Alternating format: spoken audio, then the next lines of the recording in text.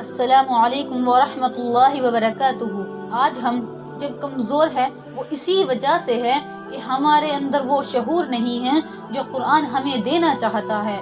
آج ہم جو چھوٹے چھوٹے گناہوں کی وجہ سے پریشان ہیں، چھوٹی چھوٹی غفلتوں کی وجہ سے جو پریشان ہو جاتے ہیں اور اللہ رب العزت سے مایوس ہو جاتے ہیں، وہ اسی وجہ سے ہے کہ اللہ کی رحمت ہمیں اس طرح نہیں سمجھ آ رہی جس طرح قرآن ہمیں سمجھانا چاہتا ہے۔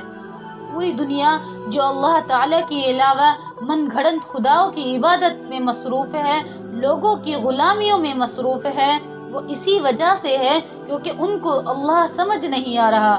ان کو پتہ ہی نہیں کہ جو بندہ اللہ کی عبادتوں میں آتا ہے، جو بندہ اللہ رب العزت کے یقین اور بھروسے اور اعتماد سے جڑ جاتا ہے، اصل زندگی اس بندے کی ہے۔ اگر ہم سمپل بات کہیں تو اصل مزے تو اس بندے کے ہیں جو اللہ کے ساتھ ہے، جس نے دنیا کی ہر دولت کو، ہر شہرت کو، ہر عزت کو لات مار دی، دنیا کو اس کی اوقات دکھا دی۔ بے شک اللہ ہم سب کو بھی قرآن پر عمل کرنے والے بنائے۔ آمین ثم آمین۔